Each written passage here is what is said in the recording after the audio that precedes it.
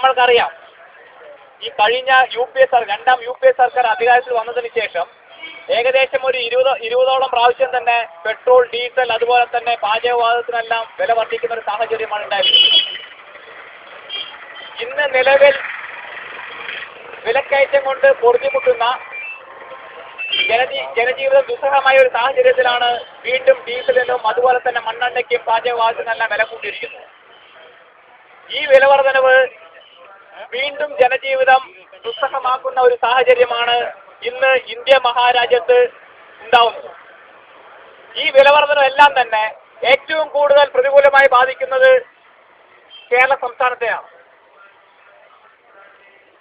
എല്ലാ വസ്തുക്കളും ആവശ്യ വസ്തുക്കളും എല്ലാം മറ്റുള്ള സംസ്ഥാനങ്ങൾക്ക് ആശ്രയിച്ച് ജീവിക്കുന്ന കേരളത്തെയാണ് ഈ വിലവർദ്ധനവ് ഏറ്റവും കൂടുതൽ ബാധിക്കുന്നത്. ഇതിനെതിരെ ശക്തമായി പ്രതികരിക്കേണ്ട സാഹചര്യമാണ് ഇന്ന് നിലവിലുള്ളത്. ഈ പ്രതിഷേധം വളരെ ശക്തമായി തന്നെ വരും ദിവസങ്ങളിലും കേരള സംസ്ഥാനത്ത് ആഞ്ഞടിക്കുമെന്നുള്ളതിൽ ഒരു തർക്കവുമില്ല. അതിന് നേതൃത്വം കൊടുക്കുന്ന പ്രസ്ഥാനമായി DYFI ഉയർന്നു വരുന്നൊരു സാഹചര്യമാണ് ഇന്നുള്ളത്. അതിന്റെ ഭാഗമായി തന്നെ ശക്തമായ പ്രതിഷേധം ഇന്ന് എല്ലാ DYFI ബ്ലോക്ക് കേന്ദ്രങ്ങളിലും കേന്ദ്ര സർക്കാർ ഓഫീസുകൾ ഉപരോധിച്ചുകൊണ്ട് അതിന്റെ പ്രതിഷേധം രേഖപ്പെടുത്താൻ പോവുകയാണ്. കേരളത്തിലെല്ലാം തന്നെ സംസ്ഥാന കമ്മിറ്റിയുടെ തീരുമാനപ്രകാരം കേരളത്തിലെ എല്ലാ ബ്ലോക്ക് കേന്ദ്രങ്ങളിലും ഒരു കേന്ദ്ര സർക്കാർ ഓഫീസ് ഉപരോധിക്കാൻ തീരുമാനിച്ചിരിക്കുകയാണ്. അതിന്റെ ഭാഗമായിട്ടാണ് ഇന്ന് ചിറ്റൂർ പോസ്റ്റ് ഓഫീസ് ഇന്ന് ഉപരോധിച്ചിരിക്കുന്നത്. ഈ ഉപരോധം ഉദ്ഘാടനം ചെയ്യാൻ എത്തിയിരിക്കുന്നത് കമ്മ്യൂണിസ്റ്റ് പാർട്ടി ഓഫ് ഇന്ത്യ മാർക്സിസ്റ്റിന്റെ ഏരിയ കമ്മിറ്റി മെമ്പർ സഖാവ് EN സുരേഷ് ബാബുവാണ്. സഖാവിനെ ആദ്യമായി ഈ ടിക്കറ്റിങ്ങിലേക്ക് സ്വാഗതം ചെയ്യുന്നു. അതുപോലെ തന്നെ ഇതിൽ പങ്കെടുത്തിട്ടുള്ള എല്ലാ DYFI കേഡർമാരെയും സ്വാഗതം ചെയ്തുകൊണ്ട് ഇതിന്റെ അധ്യക്ഷനായി DYFIയുടെ ബ്ലോക്ക് പ്രസിഡന്റ് സഖാവ് ജയിനെ ക്ഷണിക്കുകയാണ്. DYFIയുടെ സംസ്ഥാന കമ്മിറ്റിയുടെ ആഹ്വാനപ്രകാരം എല്ലാ കേന്ദ്ര സർക്കാർ ഓഫീസുകൾക്ക് മുന്നിലും ഇതുപോലെ DYFIയുടെ ടിക്കറ്റിംഗ് സമരം മാർച്ച് നടന്നുകൊണ്ടിരിക്കുകയാണ്. നമ്മുടെ ഈ മാർച്ച് ഉദ്ഘാടനം ചെയ്യുന്നത് നമ്മുടെ കമ്മ്യൂണിസ്റ്റ് പാർട്ടിയുടെ ഏരിയ കമ്മിറ്റി അംഗമായിട്ടുള്ള സഖാവ് സുരേഷ് ബാബുവാണ്. അദ്ദേഹത്തെ ആദരപൂർവ്വം ക്ഷണിക്കുന്നു.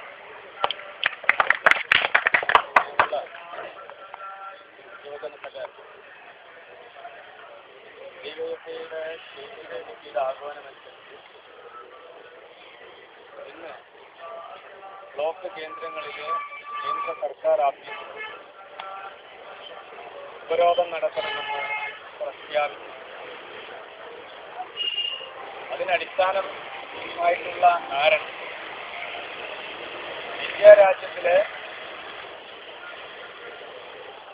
ബഹുഭൂരിപക്ഷം വരുന്ന പാവപ്പെട്ട ജനങ്ങളെ അവരുടെ ജീവിത നിലവാരത്തെ പുറകോട്ടടിപ്പിക്കുന്ന വിലക്കയറ്റ നയം അതിന് ഇന്ത്യ രാജ്യം ഭരിക്കുന്ന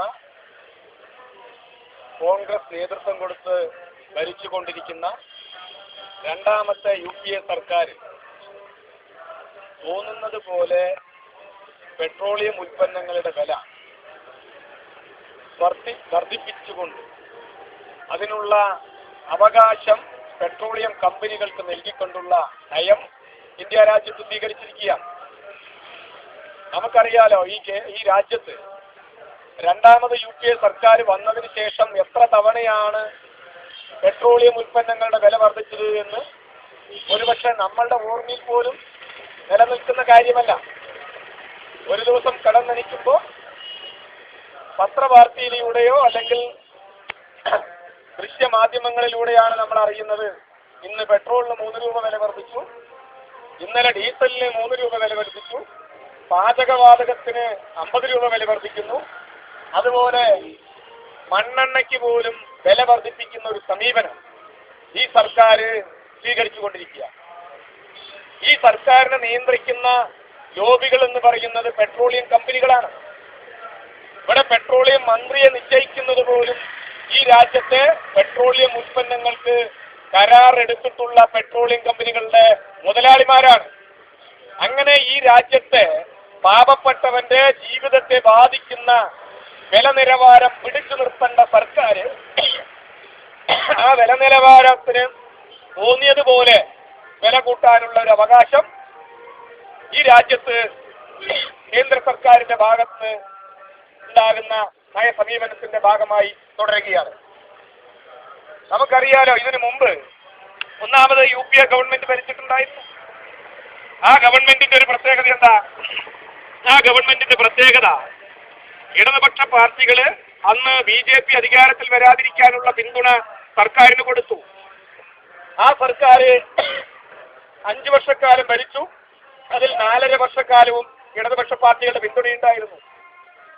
ഒരു തവണയോ മറ്റോ പെട്രോളിയം ഉൽപ്പന്നങ്ങളുടെ വില കൂട്ടി. ആ കൂട്ടിയ വില ഇന്ത്യ രാജ്യത്തിന്റെ ചരിത്രത്തിൽ ആദ്യമായി പിൻവലിപ്പിക്കേണ്ട ഒരു ഗതികേട് ഒന്നാം UPA ഗവൺമെന്റിന് ഉണ്ടായി. എന്തുകൊണ്ടാ? അന്ന് ആ ഗവൺമെന്റിന് ഇടതുപക്ഷ പാർട്ടികളുടെ സഹായം ഭരിക്കുന്നതിന് വേണ്ട ഒരു ആവശ്യമുണ്ടായിരുന്നു. ഇന്ന് അതല്ല സ്ഥിതി. ഇന്നിപ്പോ ഈ കഴിഞ്ഞ തെരഞ്ഞെടുപ്പിന് ശേഷം, ലോക്സഭാ തെരഞ്ഞെടുപ്പിന് ശേഷം കോൺഗ്രസിന്റെ നേതൃത്വത്തിലുള്ള UPA സഖ്യത്തിന് ഭരിക്കാനുള്ള ഭൂരിപക്ഷം കിട്ടി. ആ കിട്ടിയ ഭൂരിപക്ഷത്തെ ദുരുപയോഗം ചെയ്തുകൊണ്ട് ഇന്ന് ഇന്ത്യ രാജ്യത്തെ കുത്തക മുതലാളിമാർക്ക് അടിയറ വയ്ക്കുന്ന, അവർക്ക് വിടുപണി ചെയ്യുന്ന ഒരു സമീപനം ഈ രാജ്യത്ത് കോൺഗ്രസിന്റെ നേതൃത്വത്തിലുള്ള UPA ഗവൺമെന്റ് സ്വീകരിച്ചു വരികയാണ്. അങ്ങനെ ഒന്നും രണ്ടും തവണയല്ല. നമുക്കറിയാലോ, പെട്രോളിയം ഉൽപ്പന്നങ്ങളുടെ വില വർദ്ധിച്ചാൽ ഈ നാട്ടിലെ ഇന്ത്യ രാജ്യത്ത് ഒരു മുതലാളിക്കും ഒരു തരത്തിലും ബാധിക്കുന്നില്ല. പിന്നെ ആർക്കാ ബാധിക്കുക? ഈ നാട്ടിലെ പാവപ്പെട്ടവനെ, ഇടത്തര കൃഷിക്കാരനെ, അതുപോലെ ഇടത്തര ആളുകളെ, വ്യവസായശാലകളിൽ പണിയെടുക്കുന്ന പാവപ്പെട്ട തൊഴിലാളികളെ, അങ്ങനെയുള്ള പാവപ്പെട്ട ആളുകളെ, പണിയെടുക്കുന്നവരെയാണ് ഈ പെട്രോളിയം ഉൽപ്പന്നങ്ങളുടെ വില വർധനവ് മൂലം അവരുടെ ജീവിത നിലവാരം തകർന്ന അവസ്ഥയിലേക്ക് പോവുക. നമുക്കറിയാം, പെട്രോളിയം ഉൽപ്പന്നങ്ങളുടെ വില വർദ്ധിക്കുമ്പോൾ കൂലികളുടെ വില വർദ്ധിക്കുകയാണ്. അതിന്റെ ഭാഗമായി നമ്മളുടെ കേരളം എന്ന സംസ്ഥാനം ഉപഭോക്തൃ സംസ്ഥാനമാണ്. ആ ഉപഭോക്തൃ സംസ്ഥാനമായിട്ടുള്ള കേരളത്തിലേക്ക് ഉപ്പ് മുതൽ പഞ്ചസാര, അരി, എല്ലാ നിത്യോപയോഗ സാധനങ്ങളും ഈ കേരളത്തിൽ ഇറക്കുമതി ചെയ്തുകൊണ്ടാണ് നമ്മൾ ഈ കേരളീയ ജനത ഇന്നും ജീവിക്കുന്നത്. അങ്ങനെയുള്ള ഈ സംസ്ഥാനത്ത് പെട്രോളിയം ഉൽപ്പന്നങ്ങളുടെ വില വർധനവിന്റെ ഭാഗമായി ഇറക്കുമതി ചെയ്യുന്ന ഉൽപ്പന്നങ്ങൾക്ക് അതിൻ്റെതായിട്ടുള്ള വില ഉയരുകയാണ്. ആ കുതിച്ചുയരുന്ന വില നിലവാരം പിടിച്ചു നിർത്തുന്നുള്ള യാതൊരുവിധ സമീപനവും ഇപ്പൊ അധികാരത്തിൽ വന്നിട്ടുള്ള കേരള സർക്കാർ സമീപനം എടുക്കുന്നില്ല. ഇപ്പൊ ഇവിടെ ഈ സർക്കാർ, കേരളത്തിലെ വന്നിട്ടുള്ള ഐക്യജനാധിപത്യ മുന്നണി സർക്കാർ അധികാരത്തിലേറിയ സമയത്ത് തന്നെ പെട്രോളിയത്തിന്റെ വില 3 രൂപ വർദ്ധിച്ചു.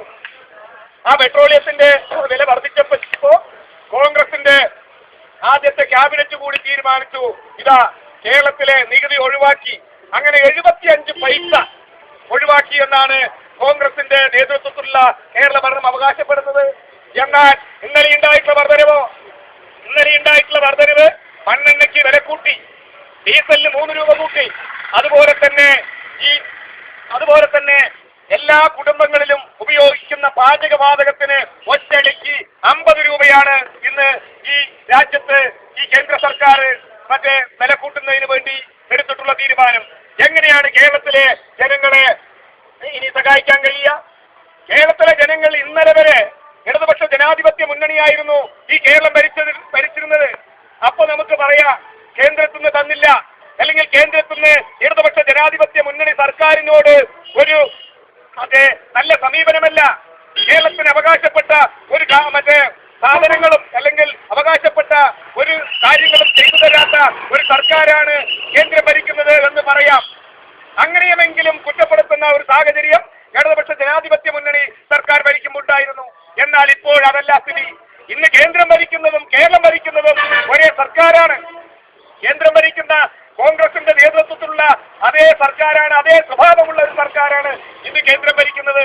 എന്തുകൊണ്ട് ഈ കേരള ജനതയെ ബാധിക്കുന്ന തരത്തിലുള്ള ജീവിത നിലവാരം തകർക്കുന്ന തരത്തിലുള്ള സമീപനം സ്വീകരിക്കുമ്പോൾ അതിനെതിരെ ഒരു അക്ഷരം പോലും കേരളത്തിലെ കോൺഗ്രസിന്റെ നേതൃത്വത്തിലുള്ള ഭരണം സ്വീകരിക്കാതിരിക്കുന്നത്?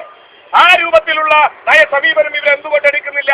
കേവലം 75 പൈസ മന്ത്രിസഭയുടെ ആദ്യത്തെ മറ്റേ ഒരു സംഭാവന അല്ലെങ്കിൽ കേരളത്തിലെ ജനങ്ങൾക്കുള്ള ഒരു സംഭാവന എന്ന നിലയ്ക്ക് അല്ലെങ്കിൽ കണ്ണിൽ പൊടിയിടുന്ന തരത്തിലേക്കുള്ള ഒരു തീരുമാനം ആദ്യത്തെ ക്യാബിനറ്റിൽ 75 പൈസ കുറച്ചതുകൊണ്ട് മാത്രം ഈ കേരളത്തിലെ പാവപ്പെട്ട ജനങ്ങളെ ബാധിക്കുന്ന ഇപ്പൊ മണ്ണെണ്ണയുടെയും ഡീസലിന്റെയും പാചകവാതകത്തിന്റെയും വില കൂട്ടുമ്പോൾ ബാധിക്കുമ്പോൾ ഉണ്ടാകുന്ന ജീവിത തകർച്ച അതെങ്ങനെയാ നേരിടാൻ പോകുക?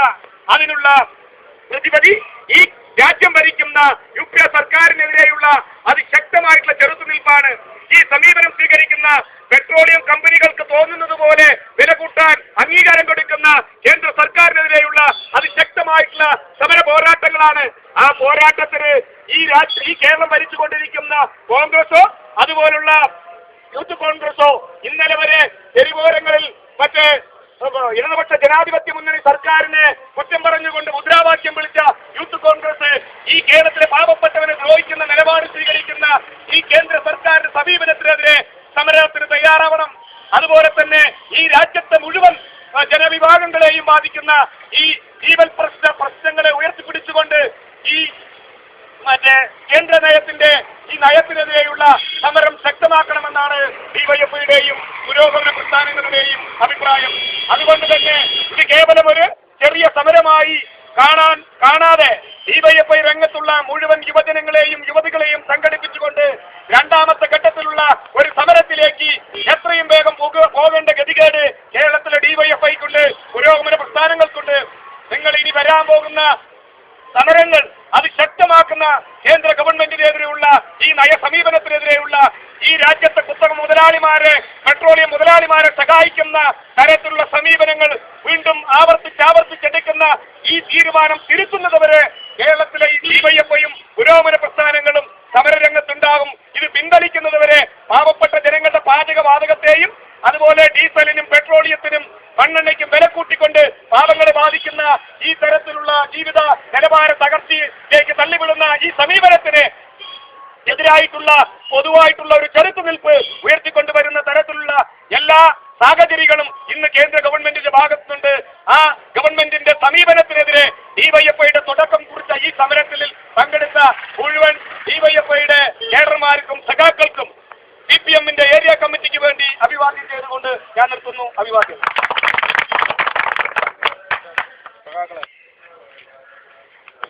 ഇന്നിപ്പോ കേന്ദ്ര ഗവൺമെന്റ് വില ഉയർത്തിയിട്ടുള്ളത് ആഗോള മാർക്കറ്റിൽ $90 മാത്രം ഒരു വീപ്പയ്ക്ക് വിലയായി കുറഞ്ഞപ്പോഴാണ് ഇത്ര കടുത്ത ഒരു വിലക്കയറ്റം ഇവിടെ നടപ്പിലാക്കിയിട്ടുള്ളത്. കേന്ദ്ര ഗവൺമെന്റ് ഈ വിലക്കയറ്റം നടപ്പിലാക്കുന്നത് ഈ രാജ്യത്തെ സ്വകാര്യ കുത്തക മുതലാളിമാർക്ക് വേണ്ടിയിട്ടാണ്.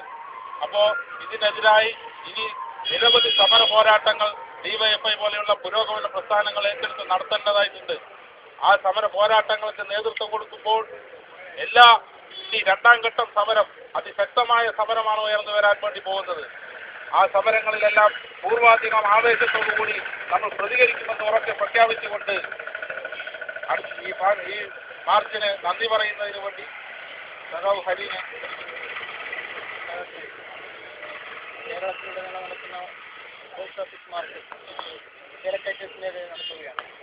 അതിന്റെ ഭാഗമായി ഈ മാർച്ച് ഉദ്ഘാടനം ചെയ്തത് പാർട്ടിയുടെ ഏരിയ കമ്മിറ്റി അംഗം സുരേഷ് ബാബുവാണ്. ആദ്യമായി കോർ കമ്മിറ്റി പേരിൽ നന്ദി പറയുക. അതുപോലെ തന്നെ പാർട്ടി പങ്കെടുത്ത മുഴുവൻ വില്ലേജ് കമ്മിറ്റി മെമ്പർമാരും വില്ലേജ് സെക്രട്ടറിമാർക്കും കോർ കമ്മിറ്റി പേരിൽ നന്ദി പറയുന്നു.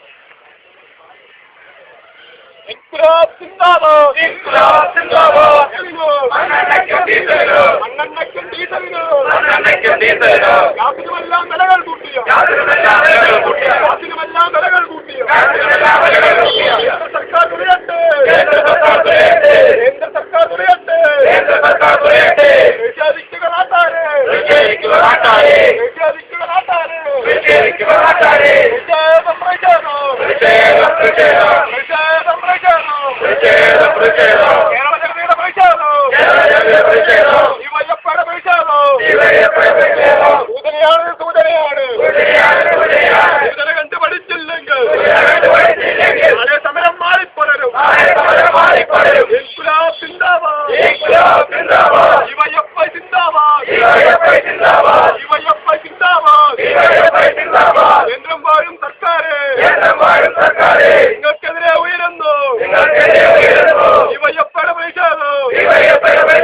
നിഷേധിക്കുക നാട്ടാരെ. ഇൻകുലാബ് ഇൻകുലാബ് ഇൻകുലാബ് സിന്ദാബാദ്.